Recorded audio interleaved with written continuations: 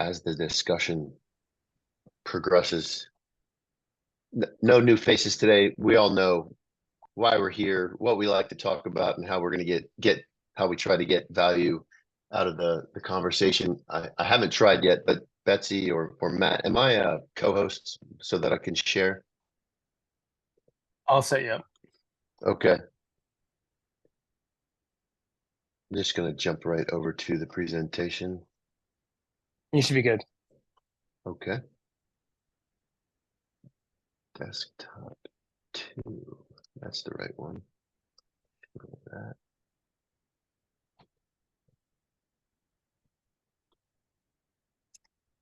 Okay. Does everybody see concepts, tribalism? Yeah. Awesome. Good stuff. Let me move this out of the way.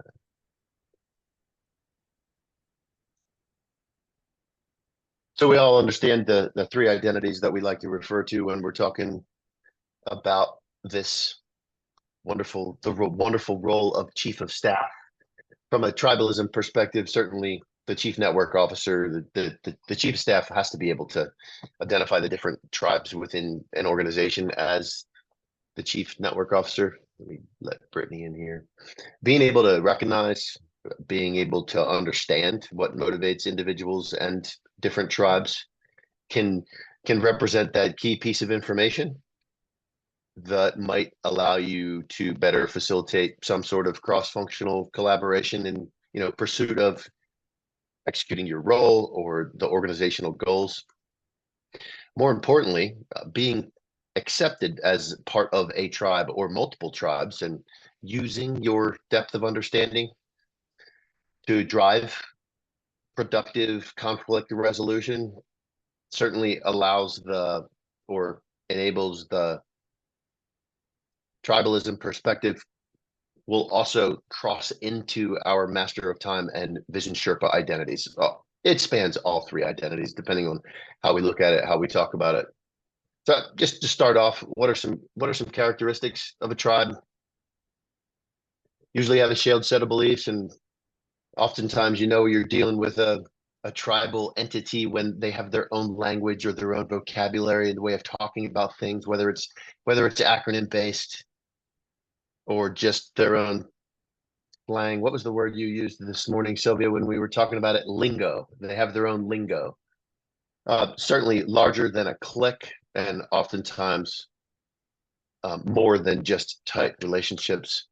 Usually a leader associated with tribes, and don't be surprised if people identify across tribes or with more than one tribe, sub-tribes, so to speak. Are tribes good or bad? I tried to offer this from both a pro and con perspective. Certainly, tribes foster a strong sense of belonging and loyalty among team members, which can bring on better cohesion and more effective collaboration. And hand in hand in that, it can also negatively lead to some sort of exclusive mentality where the group becomes insular and resistant to any ideas that come from outside the tribe or the circle. When team members are part of a tribe and identify strongly with their group, they're often much more motivated and engaged in their work. You'll see elevated levels of effort and a willingness to go above and beyond in pursuit of those tribal goals. The flip side of that, strong tribal identities can lead to resistance to change. Tribe members become overly attached to their established ways of working and don't want to hear about new ideas or processes. This is the way we've always done it. That's what works for this tribe. When you have a group of people that are all speaking the same language and they share the same values and goals, you can expect that communication and decision making is going to be streamlined. It's going to be faster than obviously the opposite. But it can also lead to, or it can encourage groupthink, where nobody wants to hear dissenting opinions, or they're suppressed, and lack of perspective, lack of diverse perspective is often what you end up having. And then finally, the tribal mentality often facilitates a robust support network. People will help each other. People will share knowledge. People will provide each other with assistance if you're on the same tribe. On the other hand, it can lead to conflicts within an organization when you have silos or tribes that are competing for the same resources and the right behaviors have not been incentivized. You can find yourself in a standoff with another function or department or tribe, so to speak. Bullet three, the diversity of thought and outside perspectives. I know we've heard Matt talk about this before, this study that was done at Kellogg. We purposefully build organizations with an eye for a diverse set of expertise and experience and background. That's what allows us as a business to thrive and to be successful. As such, we should expect when we bring in those diverse experiences and backgrounds that there's going to be conflict. This study that highlighted here makes note of the fact that in homogeneous groups where there is not a lot of diversity of thought or experience, decisions are often reached much faster, although more often than not, they're less accurate. Whereas in diverse groups, like we're striving to find, it takes longer to reach decisions. Members of the groups don't feel good about the decision, but when you look at the outcome, oftentimes they're more accurate decisions. So as chiefs, our ability to facilitate based on our understanding of the tribes and keeping an eye on the bigger picture, that can be critical to our success in our role or just the overall outcome. So just how can we use this information in the accomplishment of our roles? Remember, balance, strong group identities versus diverse perspectives and cross collaboration. You have to keep your eye on the ball. What are the organizational goals? And there's, as you are considering this, the organizational goals, this is where you're going to put on your Vision Sherpa hat or identity. Establishing a communication rhythm and process that allows information to flow across the across the tribes and silos. This speaks to the master of time perspectives and ensuring that we're incentivizing the behaviors that prioritize the interest of the organization over the interest of the team or tribe, making sure that we're all swinging for the same stats, so to speak.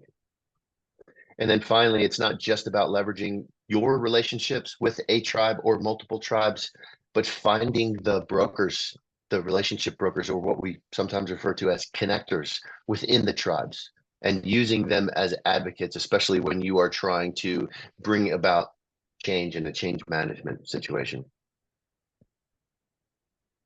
And then finally, wanted to offer a couple of sources and maybe some further reading if this is something that is super interesting to you. This book, I have not read this book, but I did read the write-ups on it. It sounds interesting. I put it in my queue. This Tribal Leadership by Logan King and Fisher Wright. I tapped into a couple of different articles from HBR and this one on Forbes. All, I would say they're academic, but they do provide a strong foundation for the conversation and topic. And with that, I'm going to end show and quit sharing. Okay, everybody got me back? Hi, Brittany. So we're talking about tribes today. And I guess to start us off, how about we share an example of tribalism that you observed or experienced right now in your org or in a past organization, how it came to be, and was your experience with the tribe positive or negative? Because I think it's obvious. Tribes can be good and tribes can be bad. So tell me about it. Tell me about an experience in your past or current position where you were neck deep dealing with some tribal affiliations. And I'm going to start with Jordan. Here's a deep, thoughtful look there, Jordan. Well, Somebody's got to go first. Yeah. Well, I'm just trying to think about where, like, I mean, your question of where have I experienced this, where I would, use it, and I guess something that comes to mind immediately, and it's not really directly answering your question, John, but just like an experience with this idea of the tribal mentality and how there's a fight for resources, and like if in that one slide where you described like the good versus bad, there was one of them where uh, again, that there's can create conflict in silos.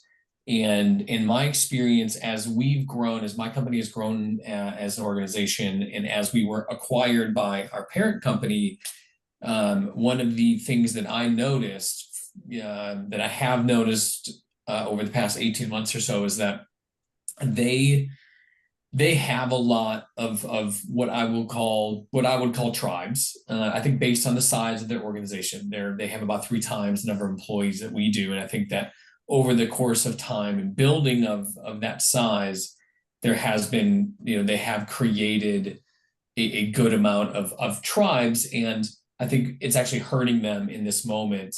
They are actually really working hard on fixing that with some new leadership in place, but I think what I've noticed and what I've seen is that working even within like the tech team, that they have these different segments, but they all really work completely in their own silos. There's not good cross communication.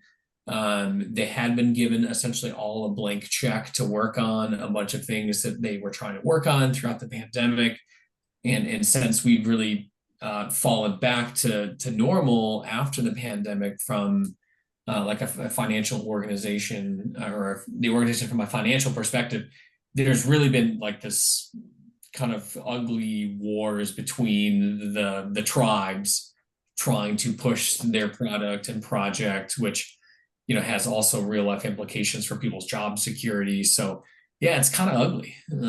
Is what I've seen. I haven't what I would call seen a lot of healthy tribal interaction, at least in my experience. Jordan, in the scenario that you laid out for us, is this your company? No, so this is our parent company. Oh, this is your parent company. Yeah, Got the it. parent company where I've seen some of the tribal interactions and some of the what I would call ugliness between trying to keep the projects and resources for their Okay. tribe, which happens to be their kind of vertical within the technology team in particular. Have there been any obvious interventions from leadership in an effort to Uh, break I down would, those silos? yeah. So yes, as of very late. So they just hired a new CTO. Gosh, about a month, no, almost 2 months ago now. And he noticed this, and I had a chance to meet with him one on one a couple weeks ago, and one of the things he mentioned was that he essentially, they had a bunch of these development teams that were working for each of these verticals, and he uh, got rid of this idea that they all belong in their own department or their own vertical, and he immediately was like, nope, we're not doing that anymore. We are sharing the resources across the board, across all projects. So they can be more agile, and also share the resources and stuff like that. So I've seen some progress as of late, but I still think they've got a long way to go.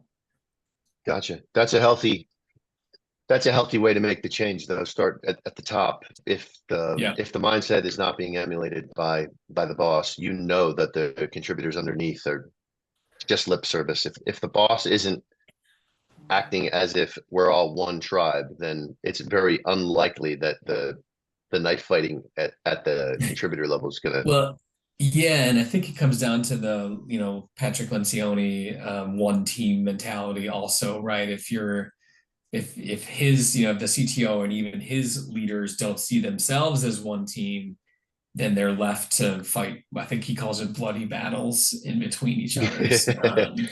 And we've seen that. We've seen that. Yeah, I like how you brought the Lencioni Team One concept into it. Certainly, Yeah. I literally just shared that idea with another group of people, trying to get them to see they should be their first priority from a deconfliction perspective, because if they don't do it, we're asking our people to do it with no authority to do so. Hey, thanks for that, Jordan. I'm going to kick it over to Brian. I saw you dropped into the chat that you have an example. Let's hear it, sir. Yeah, so I'm gonna echo the sentiment from his last sort of anecdote, which is like I haven't really seen very many good examples, and I'll save the military examples because this happens a lot in the military, and I'm sure somebody else will share that, because the example I'll share is from my principal, the last one, who I ultimately decided to leave because they started asking me to do things that violated my values. But one of the other things that was real, there was a couple sort of pieces of really unhealthy behavior. But one of them was that she had kind of come up through the organization with 2 or 3 key players that she had helped get promoted along the way, which is great. I'm all about like promoting within and, advocating for the people who helped you get to where you are. But like what ended up happening was it created this sort of tribe of people with a close relationship with the principal and then everybody else, right? And they had their own special language. They did things together, and it was very sort of second class treatment for everybody else, right? A lot of the people who these 2 particular people reported directly into her, and there were probably 3 people in her sort of favorites group that directly reported to her, and then there was everybody else. And everybody else like couldn't even get like one-on-ones, like their recurring one-on-ones would be on the calendar, and she would just continually keep canceling them. Yet she would have the one-on-ones with the other people and go to lunch with them and hang out with them like after work. And it was just like it was so evident, and it was this tension or undercurrent in the whole team, but it never came up in the team surveys because people were too afraid to say it because it was at the leadership level. And so it never, and nobody was ever, willing to say something to the level above and try to sort of address it. And so it's just one of those things, and love to hear your guys' thoughts and feedback on how those things exist in a lot of different organizations, and they just destroy culture, morale, etc., create dysfunctional turnover. But like, there's not a really good way, or the culture isn't strong enough to root them out organically, and so they just sit there and fester for a long time. That was what I observed, and I didn't stick around long enough to try to sort it out, obviously. Right. It sounds like the leader had created an environment where people were reluctant or even afraid to offer that kind of feedback up the chain. Yeah, for sure, 100%. Yeah. So usually, in my experience, those leaders, they don't last long because the desired outcomes or the metrics with which success are often measured are not met when you are working in an environment where people are afraid to give feedback. Okay. I'm going to say this next part because we're in a safe space, and there are people in this room who know me and know me that I am a passionate advocate for leveling the playing field for everyone in any underrepresented minority group, whether that's, blacks, women, et cetera, et cetera. This person happened to be a female senior leader, and it's my personal opinion and the personal opinion of a lot of other people that if she was a white man, she would have been fired 4 or 5 times ago. In fact, one of the things I said to her when I declined to take the promotion several times, and she asked why, and I had explained some of the toxic leadership traits I had observed, and she said she wanted to fix, and she wanted my help to fix them. One of the things I said is I was like, look, you're not scalable in your current role for several reasons, and I gave her a bunch of different examples of what I had observed. And I said, and I think you are going to get promoted, whether you're ready or not. And that will be the worst possible thing because you can't perform at this level. And when you go one level up and you have 3 teams the size reporting into you, like you'll go from barely treading water and keeping your head above it to drowning. And so anyway, that's the reason I think she wasn't being fired in this particular instance. But I've also seen other instances in consulting where it's a white man and there's C-level or just below, and they stay there, and everybody knows they're toxic, and everybody makes concessions for them, and other people get fired, but these people sort of don't. So it's not systemic, or it's not Gotcha. systemic, right? No, I completely understand. And I appreciate your perspective and the example that you offered, Brian. A couple of negative examples. I'm looking for a positive example of tribes and who might be able to give me an example of a positive experience. Brittany, please. Thank you. Yeah, I have a lot of negative examples, but I do have a really good positive example, which Sweet. I just interviewed with a local company. Fortunately, I didn't get the job, but they very much follow the practices of Patrick Lencioni. The CEO has read every single book by him and has all of his team members read several of the books. They have 100% employee rating for a Great Place to Work award. And so it's just a really, really impressive culture that is why I applied there and why, like, in interviewing with them, I asked them a lot of questions about the culture and vice versa. So they told me that they put their culture and how the employees will fit together and work together and their tribe, because they're like, some places call workplace, we're a family, but everybody has their own families. So we call ourselves a tribe. They put that culture above every single company goal. So it doesn't matter if they're not going to hit their goals, as long as the culture stays good and the employees stay happy and collaborative, they know that they'll be successful, and they are achieving that. And we talked about how that starts from the top. So their CEO understands that he is responsible for implementing that culture within the company and making sure that the tribe is working together, and that anyone who wasn't a fit, because this was a family company. So he took something he inherited with a lot of people that had been there for a long time and worked out every single employee of who shouldn't be there, who wasn't being collaborative and working together and implementing that good culture that he wanted to keep. Because I don't think I've ever seen 100% for a Great Place to Work.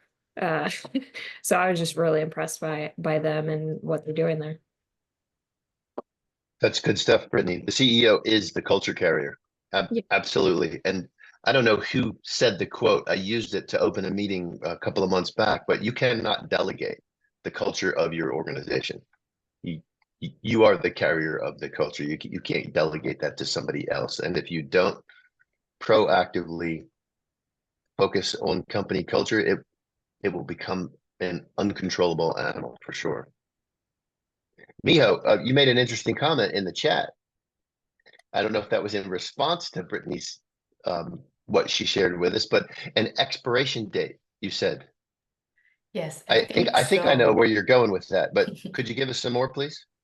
Yes, I think it comes with expiration date because it kind of becomes mandate. Kind of Say that again. mandate, like same. And for example, I guess this is not positive, but it's hard to come up with new ideas, for example, but given the great cohesions. But coming back to the positive example, though, maybe it would be very helpful, effective to get through the tough time. I have this one program, not mine, but there's a big multi-years program ongoing, and it's been really difficult for them so far in many, many ways. I wonder how I can help to create a little bit of a culture of supportive tribe within that team. I don't know how to start the tribalism, but when it starts, sometimes it becomes like a wildfire. How to stop that. And I think it's good to come with expiration date to refresh a little bit. Maybe that's what Warrior's going through. That's what I thought. Maybe that's so. Matt, how about you? An experience from your past or current where tribalism was something that you had to deal with. Well, so as we think about this, I do think that everyone's getting to the point where they're like, okay, tribes exist no matter what, right? We can talk about them being good or bad.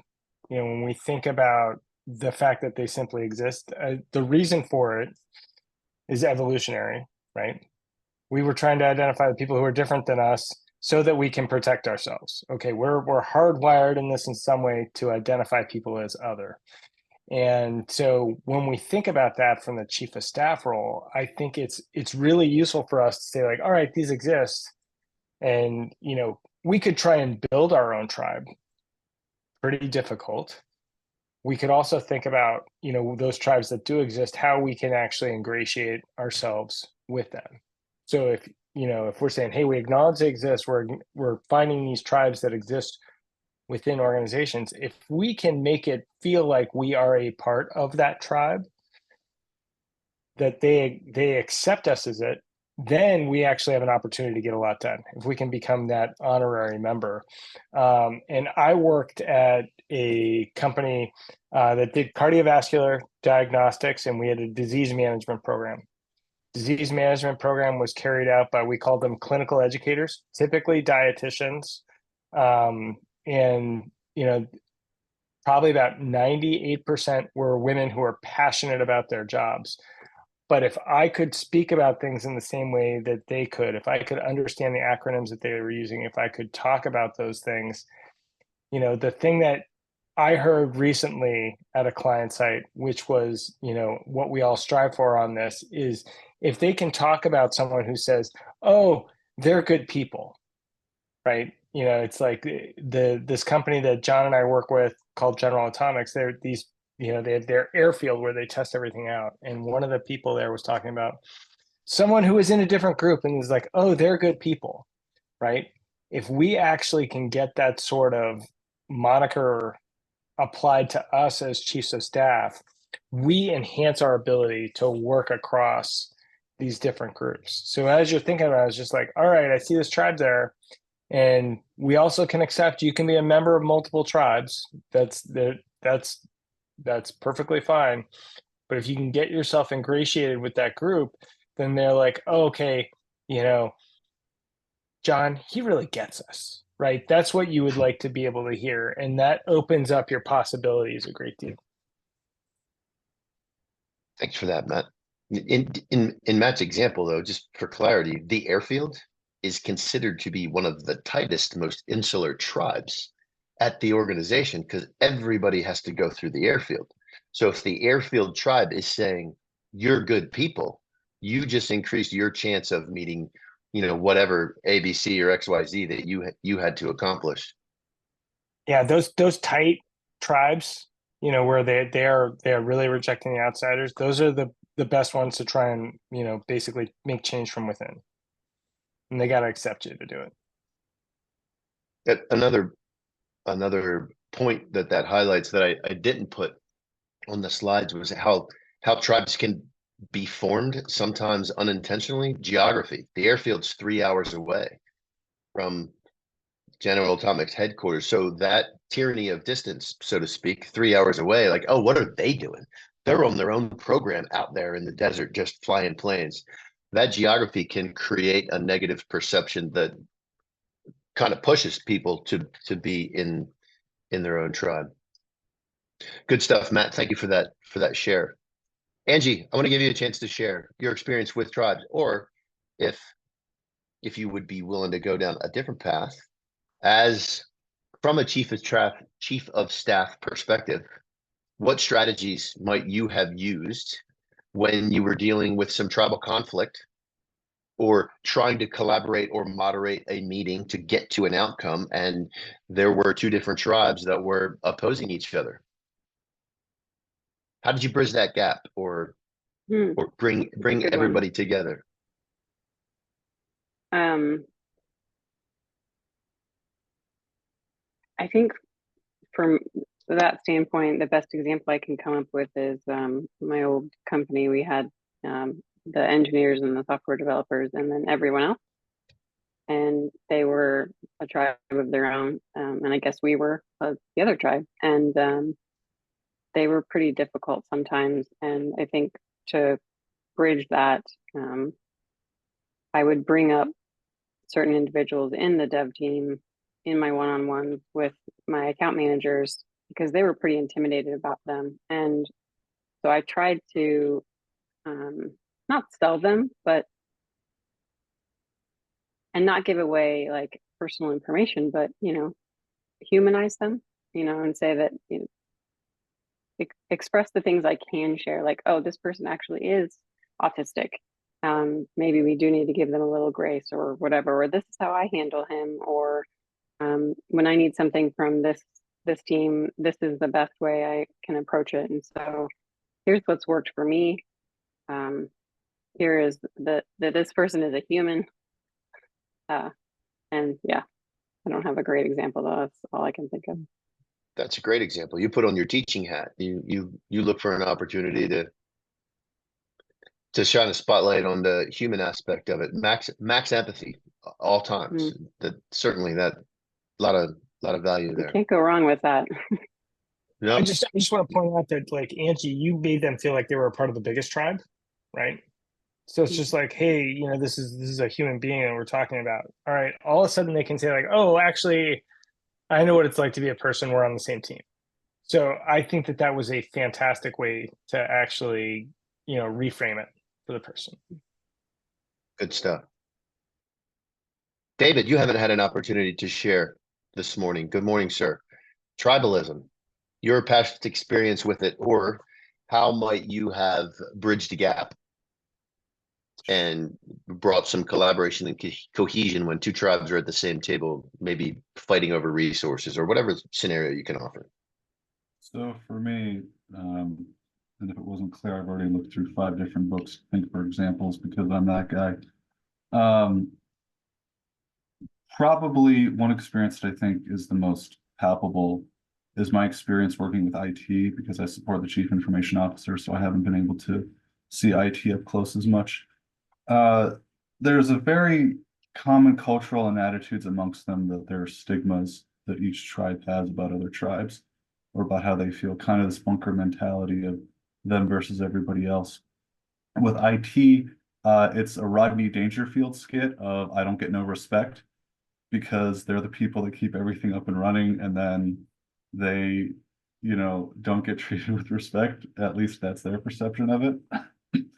So in that regard, being aware of what is their bias, what is their culture, what is their lingo there, especially because IT very much favors technical competency much more than perhaps niceness or formality that you would see in another tribe, for example, such as operations or perhaps HR.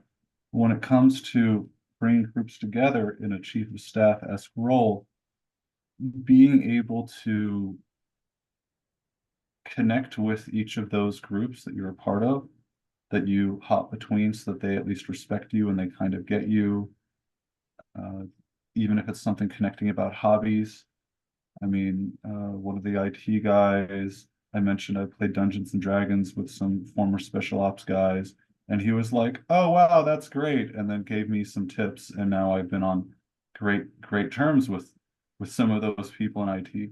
And then being able to connect at some level so they identify with you as at least a partial tribal member. I need to find, there was an article somewhere about, in studying tribes, there's the dynamic of people that move between tribes and they have multiple tribal identities, and that it's not just exclusively one tribe. And so by intersectionality. Yes, the intersectionality, not in the that specific intersectionality of tribalism. So in that sense, if you can, I'm sorry, I'm a little long-winded, I'm dealing with the cold.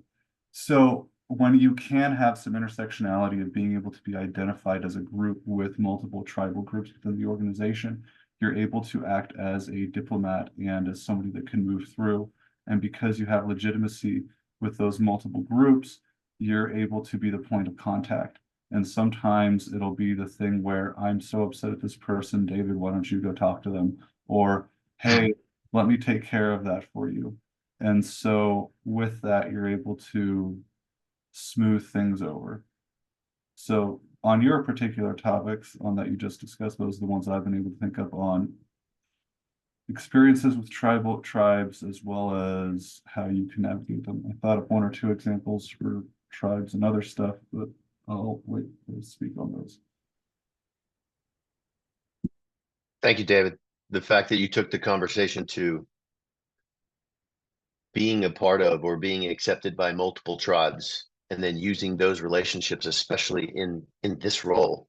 That's certainly one of the endpoints that we wanted to get this conversation to, how we as chiefs can go about getting those tribes to accept us, whether it's through Dungeons and Dragons lingo, something personal, making that connection. You know, the agency, the CIA, they tell their case officers, find common ground as soon as you can, and then use that to, they use the word exploit. I'm going to say to shape the relationship and to create that currency, that reputational currency, or that relational currency that you can down the road as a chief of staff, when there's a fire burning or there's something biting at your ankles, that you can cash in some of that relationship currency to get something done. Good stuff, David. Thank you. I'm going to give the military example that Brian intentionally avoided, but oftentimes in the military, tribalism is incentivized. It is encouraged because that tribalism creates competition, and the competition drives performance. It's not until that you find yourselves in a shared battle space and that tribalism has created different ways of executing a mission or even talking on the radio that now it has a negative impact on your speed of execution and your overall success. I'm not saying it's good. It certainly, it can do both.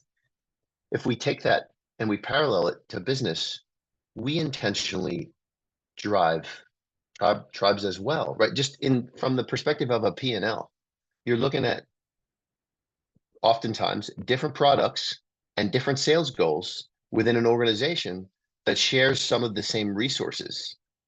We are literally incentivizing behavior to focus into the P&L instead of externally to what the enterprise goals may be.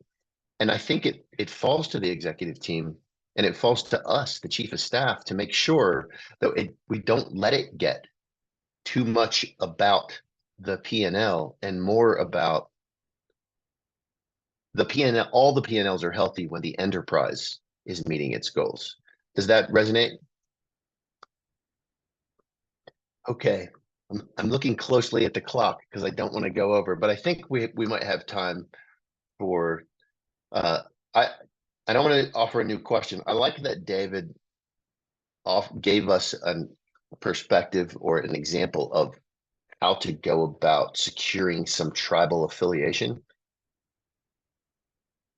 I want to, any other tips or tricks that you all may have employed in your past to get yourself to be an honorary member of a tribe, or at least to help two tribes find common ground in a situation where outcomes were different and needed to be aligned.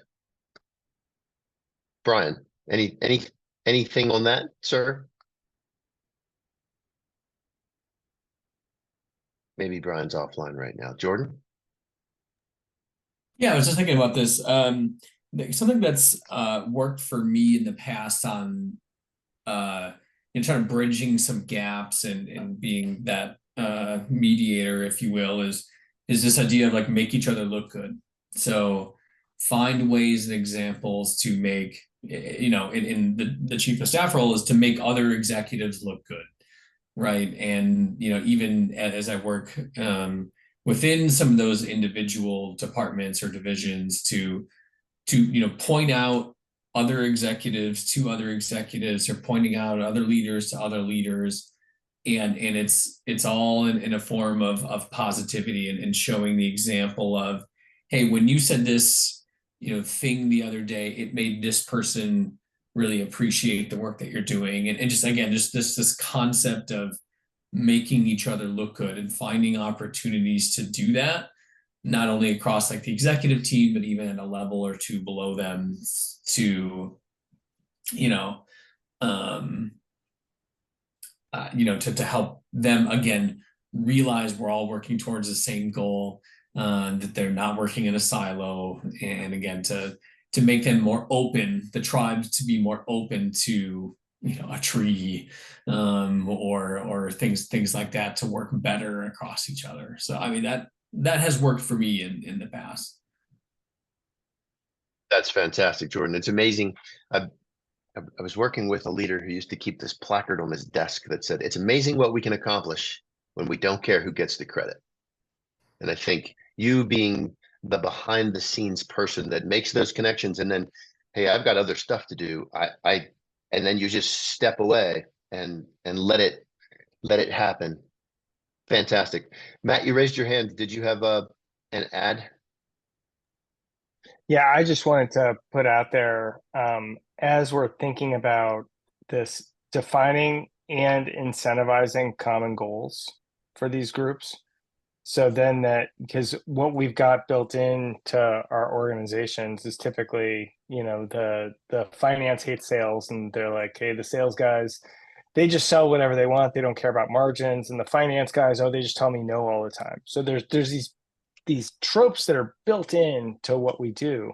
If we're able to talk about the common goals and incentivize those common goals, that's helpful. And then you, as a chief of staff working behind the scenes, if you're able to constantly move them towards like, hey, what's the common goal that we're trying to reach towards here, but talking about it in terms of how it makes that particular tribe better off, that's a way that you can move or shape them towards what this thing is that's not a zero-sum game. And I think that that's the biggest problem that we've got with these, when tribalism exists within companies, is they perceive it as a zero-sum game. It's like, hey, if I'm not getting something, then and this other person is, I lost. Whereas we're trying to make the pie bigger overall. Yeah. Putting the Vision Sherpa hat on and aligning the narrative around the organizational goals. Brian, over to you before we go around the horn for the day's takeaway. Okay, I can't take credit for this one. I found this from someone else that I'm lifting and using the next time I have to do either a recap of goals for the year or planning session for goals. So rather than like going through just the normal goal slide that everybody goes through and was really boring, this CMO that I was working with, she decided to print off all the sort of goals on these huge sort of sheets of poster board and put them up in the room, and all the sort of senior leaders came in with different color sticky for their team, and they basically said, hey, what was my team's contribution to this goal? And then they had all their direct reports come in and do it, and at the end they had this kind of mosaic of like basically connecting people to the work, kind of along the lines of what Matt was saying about how finance thinks this, sales thinks this, and they're adversarial, as opposed to like, well, hey, this is a whole team effort, but like, how do we illustrate that? Like that all this stuff has to happen cross-functionally. And I think you can do that example in either scenario, whether you're recapping or planning, to kind of connect people to the work in a way that will break down some of those tribal barriers. That's a great example, Brian. I've seen alignment sessions done with teams where the leader uses a whiteboard to write down her top 3 to 5 priorities, and then each of the functional managers that fall under her, using sticky notes, writes down more task-oriented objectives that they have and which of those 3 to 5 priorities they fall under. And it allows everybody in the organization or in that team to see how the work that they do contributes to the team's goals, and that can level all the way up. It's very powerful. Yeah, that's cool. Before I go around the horn, I wanted to just clarify something. David, you mentioned an article, and then Angie, you said intersectionality. Is that the article, or were you adding clarity to what David was saying? Help me out there. No, I added my own take. It's separate from David, but I think Oh, that's okay. totally related, and you can look at tribes in some of these ways. Yeah, I'm having trouble finding that article. There's one at the Atlantic that I'd have to double check. But that to Angie's point, the concept of intersectionality, which previously, and here's my takeaway, previously I'd only seen with regard to identity, specifically with, is it 4th or 5th wave feminism with regard to intersectionality and discrimination, or at least the intersectionality of identities, where like being a Black woman is harder than just being a woman or somebody that's Black. That's the regard of intersectionality I've heard of before. With regard to the intersectionality and the positive of multiple group identities all connecting. That certainly was something new that I learned that also does seem to humanize things and prevent tribalism.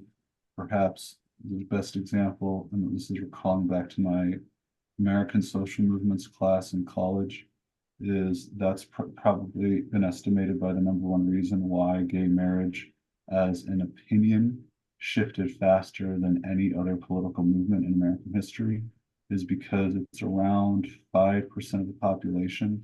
So people were able to say, hey, my cousin is gay, or my daughter is. Almost everybody knew somebody. And so there was able to be, I identify with this person as a family member, etc. I mean, Dick Cheney's daughter is a lesbian, and within like two weeks of it coming out, political opinions publicly shifted overnight. There were a few politicians like that. And so that group identity of the intersectionality is able to promote cooperation and break down tribalism. So that's what I've got. Awesome. Thank you. That's a great example, David. If you are able to find that article, please drop it into the Office Hour Slack channel. And while I got your mic turned on, quickly now, paying attention to the time, give me what resonated. What was one thing that you're going to take away from this conversation, sir? Me, just the intersectionality part of the positive that Angie said. Excellent. All right. Brittany, what's one thing that resonated with you from today's discussion? The importance of finding common ground with everyone and saving up relationship points. Yeah. No doubt. Good one. Miho, thank you for coming today. What resonated Yes. with you? This is one of my tribes, and I really enjoy seeing you and inclusiveness. I appreciate. So that's my takeaway. Good. That's cool. I like it. Jordan, sir, thanks for coming today. Your camera it held up. It What was wasn't one too thing bad, that yeah. it wasn't too bad? Um, What are you taking away from today's conversation, sir? Yeah, I think similar to Brittany regarding, the ability to find common ground and making that a focal point. I think is something I've maybe lost a little bit of sight of over time, and needs to be more top of mind. Yeah. Colin Powell said it best. It's all about the people. Bottom line, always. It's always about people. Hi, Sylvia. And as I call on you for what resonated, I realize I didn't call on you one time during the conversation. I suck. I'm sorry. Please, what Please don't resonated with you apologize. today? We've got a lot to talk about, and everything was great. I think everything that we talked about, and the fact that we are the chief of staffs, I think I see ourselves as the ambassadors in the company. And so trying to kind of bridge the gap is important. And I sometimes find that one of the best tool to use is actually through like have all hands meeting, just inviting a group to come up and to share their success and maybe frustrations. Sometimes we'll actually give the rest of the company and groups to be able to connect better, because I feel like we're all working in our kind of like a little silo box. Yeah, I think that's a great point, Sylvia. It speaks to what Angie shared earlier, but personifying the tribe, these are real people. It makes the whole process more relatable when we personify the tribes and let them stand up in front of the group. Thank you for Exactly. that. You're welcome. Angie, to you. What resonated with you today, Angie? Well, actually, I would like to say thank you, John, because in your example of a CEO, you said her, and that really stood out to me. So thank you for including that. And then also, I really think that it is a very big motivator for me to see alignment on goals. That way, the developers can understand why marketing is doing what they're doing.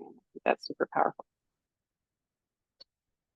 Yeah, absolutely. Couldn't agree more. Brian? I'm going to take away two things. The first is just echoing Miho's sentiment. I had a similar sort of thought about this tribe as I was listening in. Very much appreciate everybody here and showing up and making everybody better. That's cool. And then the second thing is a combination of what both David and Angie said around intersectionality, right? So I loved your definition, David. That's exactly how I learned it when I was learning about feminism and thought I was a pretty good feminist. And then I learned all about the concept of intersectionality and realized like I had a lot to learn. But I had never heard it applied in this construct like Angie did, or kind of how you articulated it. I really appreciate it. And so what I'll take away is that the chief of staff really has the ability to be that intersectional tribal member, right? And if you can do that, and if you could hire for that, like when you're hiring chiefs of staff, like you'll give them an edge to be successful, especially in really big organizations. So thank you. Yeah, you could codify that narrative, the intersect. Yeah, I like that. Well put, Brian. Appreciate it.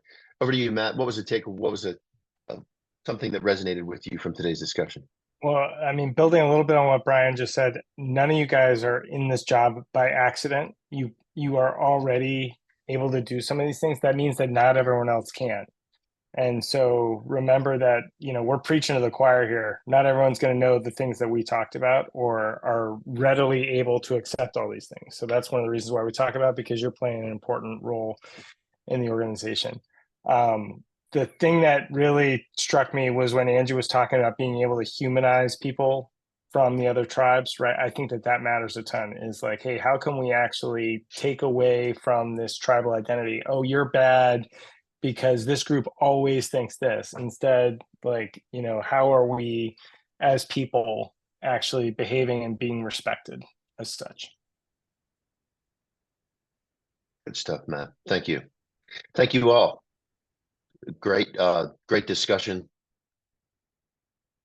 I hope everybody has a fantastic, safe weekend, and look forward to next time we're all available to come here and reinforce our tribal connections. See you, everybody. David, I hope you feel better. See you, everyone. Thank you. See everybody.